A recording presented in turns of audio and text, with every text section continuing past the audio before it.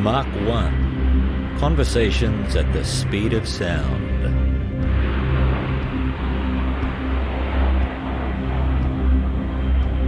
And the bloke jumped out with one of the flight attendants, Kay Gorham, as a hostage. And as he was making his way across to the light aircraft, the police had set up a shooting squad to try him, and also Paul Sandeman was armed. But so as he was going across to the Cessna, they managed to shoot him and mow him down, but in the meantime he got his pistol out and managed to shoot Paul Sandeman. The voice there of Arthur Hall describing the day he was on duty at the terminal at Alice Springs Airport when there was an attempted hijacking of a Fokker Friendship. You'll hear more about that in a moment. Hello and welcome to this episode of Mac 1, the podcast of the Queensland Air Museum, Caloundra.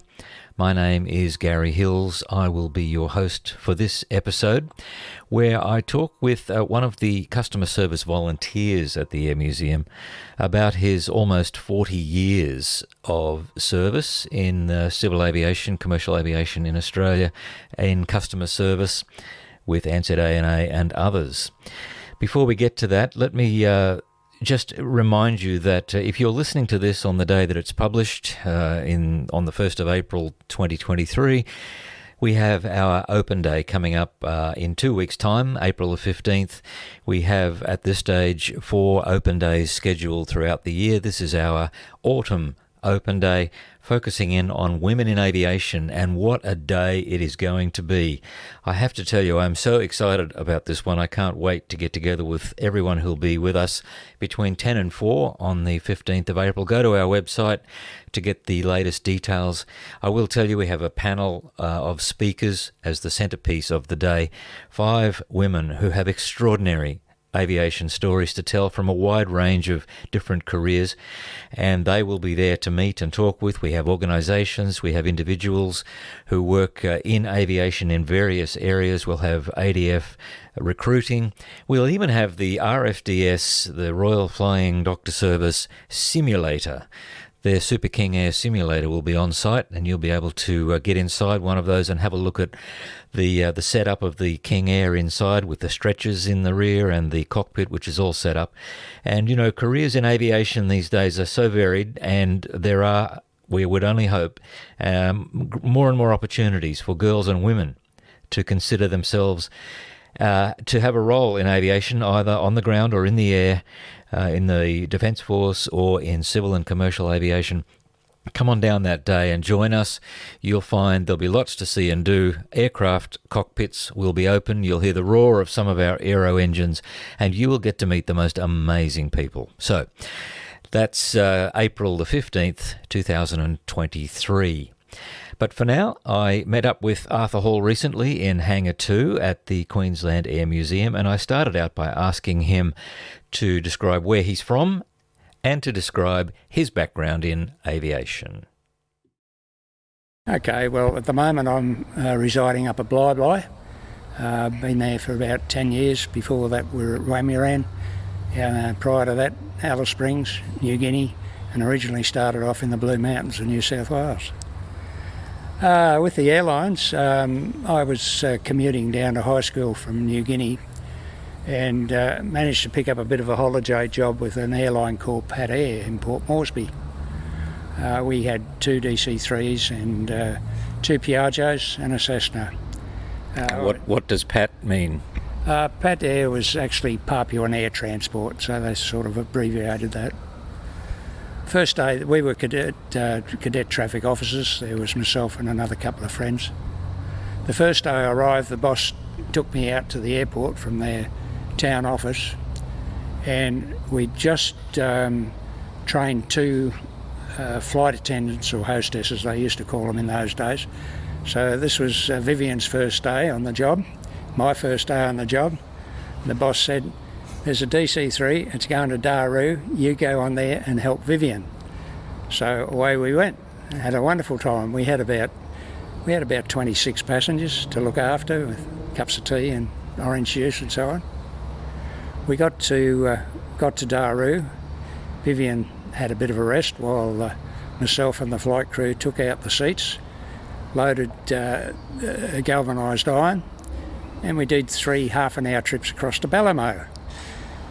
So that was a pretty eventful day for a first day, but boy did I enjoy that. So you're a cadet, so you're being paid, you're on the salary. Yeah, that's correct. It was just a very junior salary, but yeah, it was great. Yeah. And what was it like in the DC-3s in Papua New Guinea? I imagine there was some fairly marginal flying conditions that you experienced. Yeah, that's for sure. Actually, one time I was put in a Piaggio, stuck in the co-pilot seat, given a great fire extinguisher to nurse, and said, you're a dangerous cargo observer, because on that plane we had paint, we had fuel, we had TNT and live ammunition.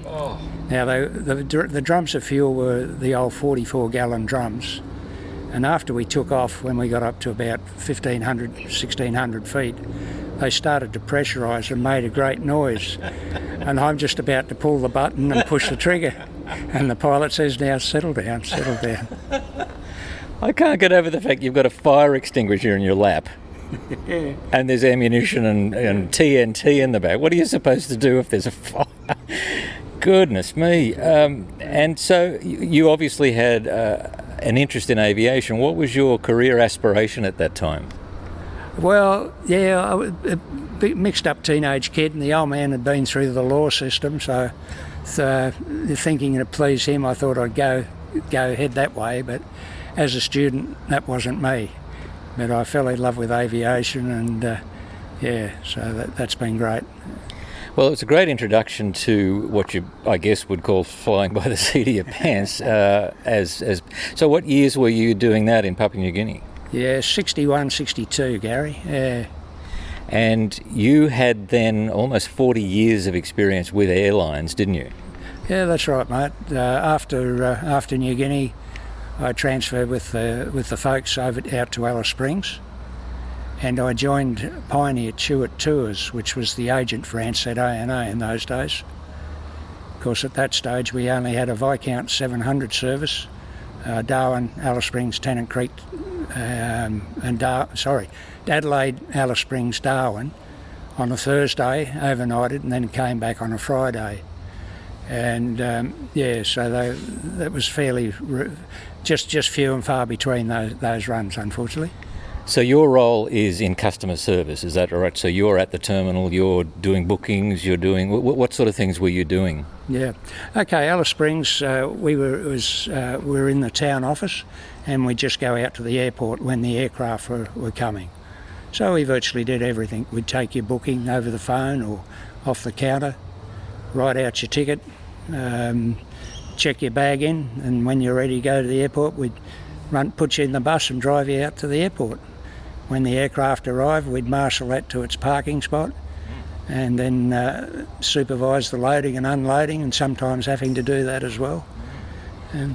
And were you ever required to weigh passengers as well as their luggage? Yeah, occasionally that happened, Gary. Particularly when there's bad weather conditions and we needed extra fuel, we quite often be able to pick up a bit of weight rather than taking average weight. So, yeah, that was an opportunity that arose on occasions, yeah. So in those days, describe the travelling, the flying public. Who were buying tickets at that stage? Yeah, okay, pretty much business people at that stage. Alice Springs, of course, became a very well renowned tourist resort, and during the winter months we get tourist traffics. A lot of people would come up by Pioneer coach, do a 7 or 10 day tour around the centre, and then they catch a flight back home, and in the meantime another bus load would be on that plane that came in, and then they do the reverse. So that worked out fairly well, and between the end of April through to September, we were kept pretty busy with both the tours and the airlines. So much so that Ansett decided to make the branch in Alice Springs Ansett ANA, So we were divided up. Some staff went to Pioneer, but I stayed with Ansett, or went with Ansett ANA, and saw amazing changes in aviation. Well, I guess you could buy a smoking or a non-smoking seat in those days. You got it, that's right. And we have the nose section of a Viscount here at the QAM, and one of our guides, Don McLeod, used to fly the Viscounts and talks about some scary experiences. Yeah. So obviously they're pretty taxing conditions for flying, aren't they, in Central Australia, with the heat and the dust and the storms and so on. Did you ever encounter any difficulties or challenges in that way? Oh yeah.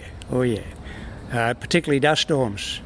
We one day were expecting a DC-6B coming up from Adelaide, and it was about it must have been 3/4 of an hour, almost an hour overdue, and we thought, he's gone on to Tennant Creek, he's not going to come into Alice Springs. Next thing, he appears out the front of the terminal.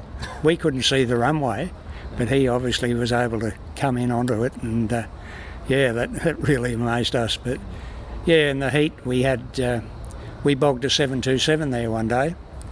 The aircraft had come in from Darwin. I think it was around about 5 o'clock in the afternoon. Been a stinking hot day, and the bitumen on the tarmac had all melted. Yeah. So we put all the passengers on. It was just about a full load. So it was a pretty heavy aeroplane. Tried to taxi out, and it just wasn't going to budge. Oh. So we had everybody come off and sit in the terminal until about 8 o'clock at night, when it had cooled down, and they managed to free the aircraft without the passengers on, then put the passengers on, and away we went. So, yeah. So you bogged it in the bitumen, yeah. It becomes molten almost, doesn't it? That's extreme conditions. Oh, yeah. So how many years were you doing that in Alice?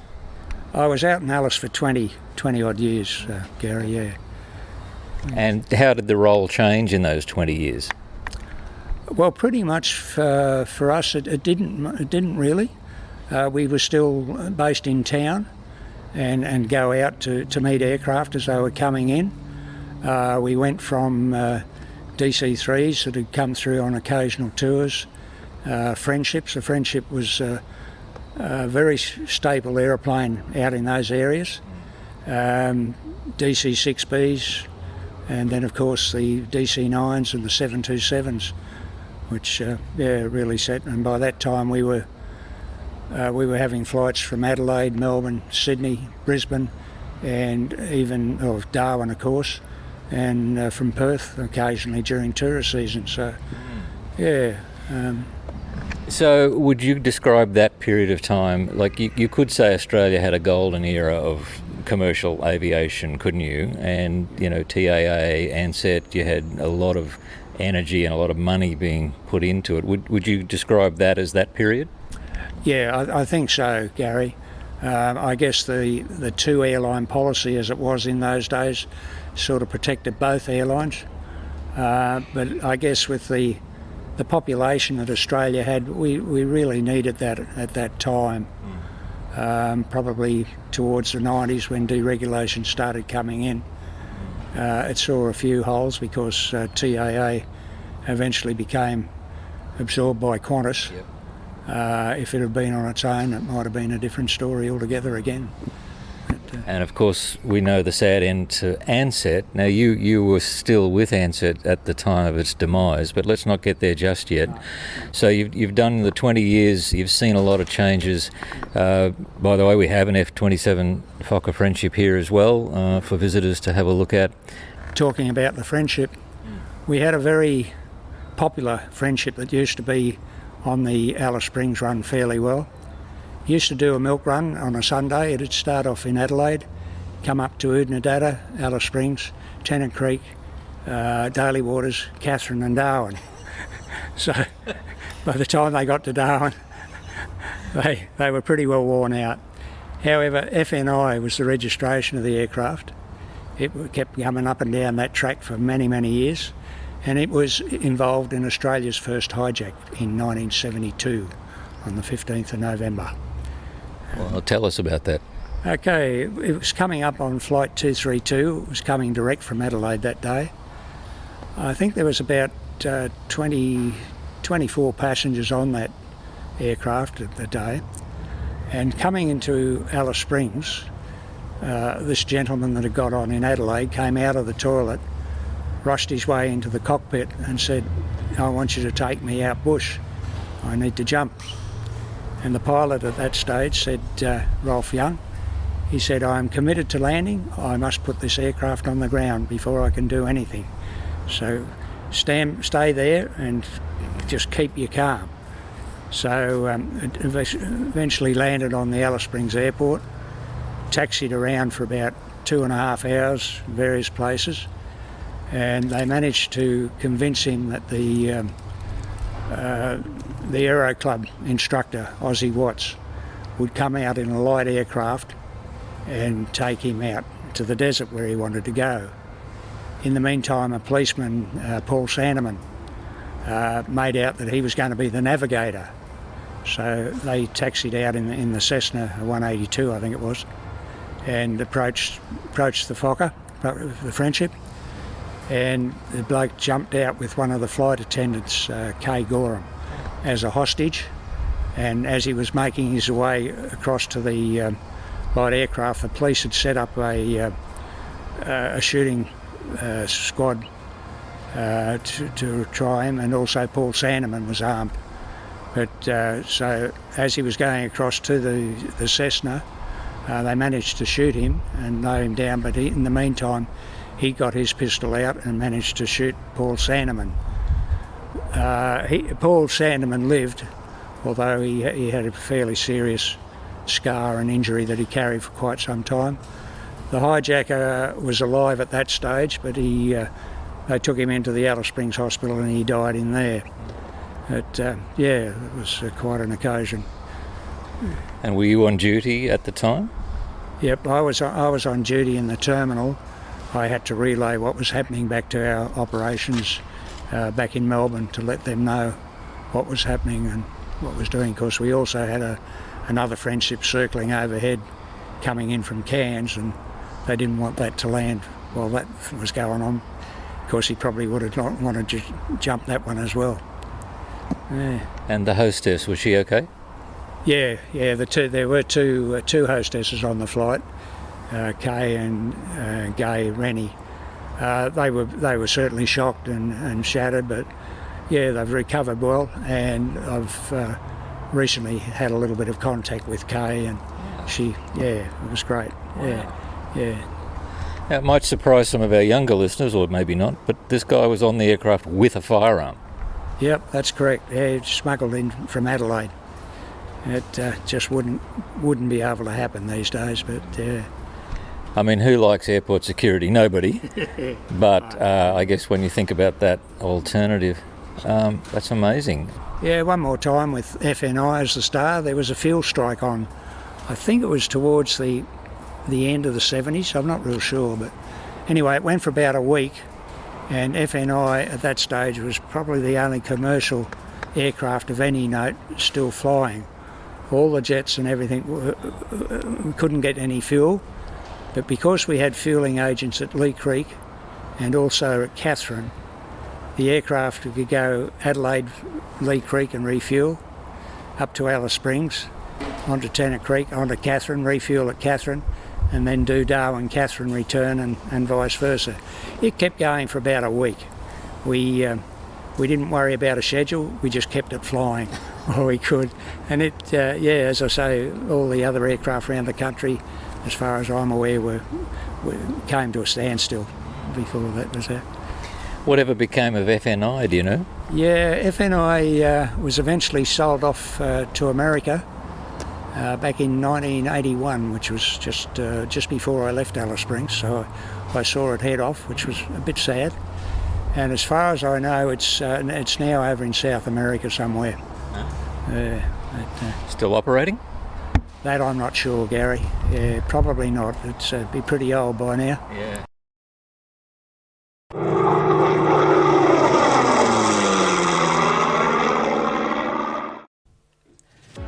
Are you organising a group outing for your club?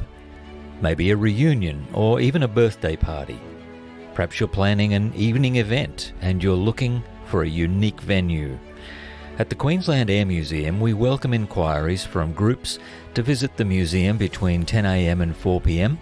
and can offer a highly enjoyable experience in aviation history. Tours are conducted by our experienced volunteer guides. Bring your lunch and make a day of it. Hangar 2 at the museum is a unique and welcoming space. 3,000 square metres of sealed floor space under cover but open on two sides, allowing cooling breezes and ambient light. Tables and chairs located under the wings of our historic aircraft.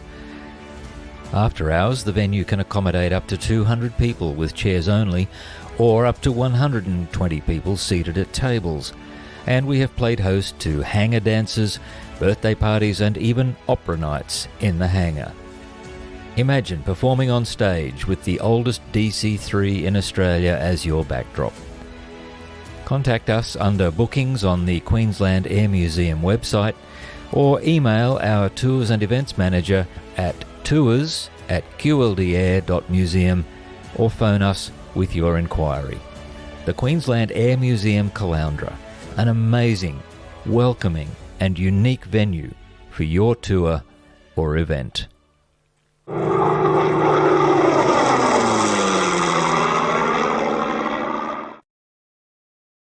So what's the next stage then in your career? Okay, 1982, my eldest boy was pretty crook, and the doctors had advised us to come to a more humid climate. So I managed to get a transfer across to the Brisbane airport. And at that stage, Ansett was selling their friendship runs out of Brisbane and handing them over to Bush Pilot Airlines, who became Air Queensland. Yep. So they set up a special lounge for smaller aircraft to go out. Myself and Jerry Murphy, a chap that transferred up from Melbourne, and a young lady, unfortunately I've forgotten her name, she was amazing. We set up this particular lounge. We looked after all the arrivals and departures through there. And in our down times, we would go onto the Ansett check-in counters and dispatch there. So that was great. And that sort of continued even into the new terminal in 1988, where we got a lot busier. We were handling a lot more aircraft, and our peak times were absolutely crazy.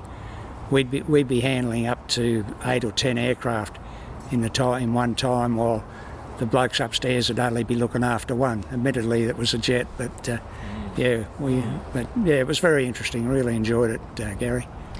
And did you get to have much, I guess a lot of your time was spent speaking with customers and dealing with the customers. What was that like at that stage? Pretty much fairly well. I enjoyed that. I enjoyed that interaction. That's why I'm quite happy in my role here at the Air Museum.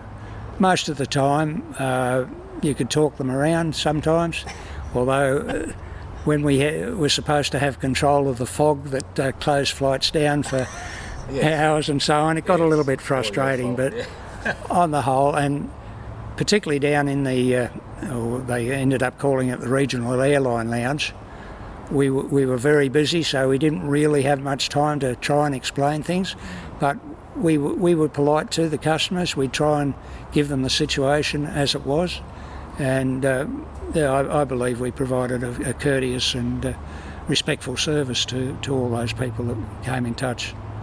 Because you're dealing with people who are often stressed, or they're having difficulties of a medical nature or whatever, and they have to get on an airplane, and they don't like airplanes, and they don't like the whole experience, and you're the only person they get to speak to, really, aren't you? So it requires some diplomacy, I'm sure, and of course you can always send their luggage somewhere else, and no, you didn't do that, I'm sure. No, you took it on as a challenge, Gary, just to see how you could help those people. And there was more people around than there are these days, where it wasn't all computer check-in and that sort of thing. People had to come into the check-in counters, and you could be friendly with them. You could work out where they were feeling, and if they were a bit anxious about it, you'd placate, you'd settle them down, and they would respect that, enjoy that. And then you go up to the boarding gate, and there were staff there at the boarding gate. They didn't just come in right at the last minute. So, you had an opportunity to be in contact with the people a lot more. Yeah. Well, after quite a few eventful years there, on the Wednesday, the 12th of September, I was on the late shift in the regional airline lounge. Our airport manager came around and said, things are a little bit shaky, but we're going to get through this, we'll be right. And then my mate, who was on the 5 o'clock start in the morning, he rang me up about 7 and said, don't bother coming in today, everything's all locked and bolted. So unfortunately that was the demise of Ansett. We knew things were tough because Air New Zealand had taken over full control of Ansett. At that stage, the Ansett operation was far bigger than Air New Zealand was. So, to my understanding, they didn't really know how to run the Ansett operation. They just sort of let it go day by day, and eventually it sort of fizzled out, which was a real shame. Ansett had an international service then as well, didn't they? Yeah, by then we'd spread out. We'd been able to spread our wings with the deregulation, and we had service to Japan, to Korea, Hong Kong, Kuala Lumpur, Singapore and Bali. We started off with 767s, but we cross-hired 747-300s from Singapore Airlines, and that got the service going. And we advertised them as the aircraft with the most space, the Ansett spaceships they were called, and they did. They were really good. But again, it ran out. So I guess was it purely?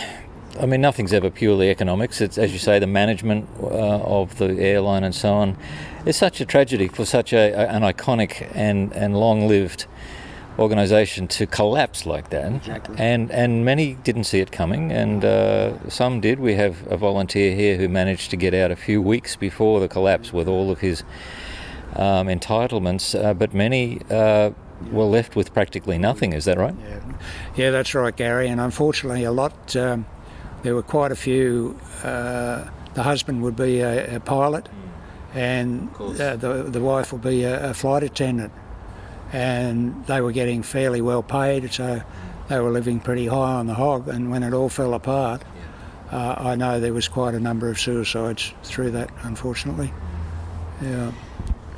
Well, fortunately you're here still with us, but you experienced that demise as well. What happened for you after the end of Ansett? Okay, I tried many things after that. I tried a bit of taxi driving, I tried a bit of tele-selling. I ended up driving school buses out around the Caboolture area.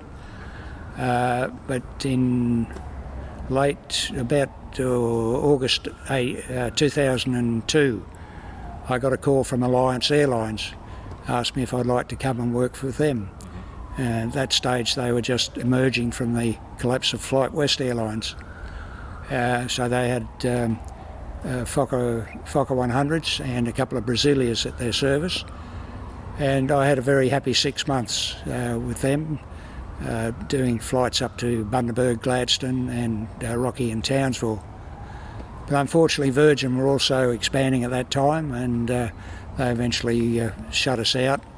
Alliance then went on to be mainly charter aircraft, particularly for mining situations, and grew very, very well. And even today they're still an up and going. I'm not quite sure the fleet size, but I think it's probably up around the 50 or 60 aircraft around the country. So yeah, And so that was it then for you in aviation, was it? Yeah, I guess so, until I sort of thought, well, I better go down and have a look at the Queensland Air Museum. And a couple of my friends are part of the showcase down here with the DC-3, the Piaggio. I also had a little bit to do with the Heron. Yep. It was operated by Canellan Airlines, not that particular one, but they did do the engineering on that one. But they used to fly out to Ayers Rock with Uluru with the Heron. The Cessna 337. There was a chap Sabair Airlines used to run out of Brisbane Airport to Gayndah, Kingaroy and Monto. We had quite a bit of fun with that. A couple of the Cessnas also used to come into our lounge, and so it was great to come and just volunteer here at the moment. You know, you smile as you talk about many of these things. Obviously, the demise of Ansett was a sad thing, but it sounds as though you've had a great time. Would I be right in saying that? Mate, the Lord's blessed me amazingly, Gary, in the life that I've been blessed with. That after the Alliance fell apart, I went back to driving school buses, and I started volunteering at an aged care facility. I'd take them out on trips and working with them, and eventually got on as part of their permanent staff there, and that sort of worked in with the school bus run. And mate, that was just a blessing to be with those, to give those people a bit of life and so on. So yeah, been awesome, mate. That sounds just like you, Arthur. It's customer service with heart. Thank you very much for talking to us, Arthur, and congratulations on all those years of service to the flying public. Gary, it's been my pleasure, and as I've said before, it's been an enormous life, from DC-3s and up to 727s, which really made this country, and of course the Sky Stars and the jumbo jets. I was fortunate; we managed to do a little bit of travel while we were still working, and so yeah, mate, it's been awesome, and I'm glad to be able to give a little bit back down here at the Queensland Air Museum. Arthur Hall, thank you very much. Garry Hills, thank you very much for your interest in what you do down here as well, mate. Carry on the good work. Gosh, I'm blushing now. Thanks for listening to our episode today. Arthur Hall probably won't appreciate me saying this, but he's a true gentleman, and he's the kind of person who provides the lifeblood of our civil society. The person who volunteers, who helps out, who sees their role as being a contributor to the community, and throughout a career also as a role of service to the public. Arthur comes into the Queensland Air Museum every second Tuesday if you wanted to meet him at the front counter, and it was delightful to sit with him and hear him talk. So don't forget that we're open from 10 a.m. till 4 p.m. at the Queensland Air Museum, Pathfinder Drive, Caloundra. We are open every day except Good Friday and Christmas Day, and we would love to meet you. So come on in, introduce yourself to us, tell us you've been listening to the podcast, and maybe even suggest some topics that you might like to hear us cover. We would love to meet you. Come in and see us soon. Bye for now.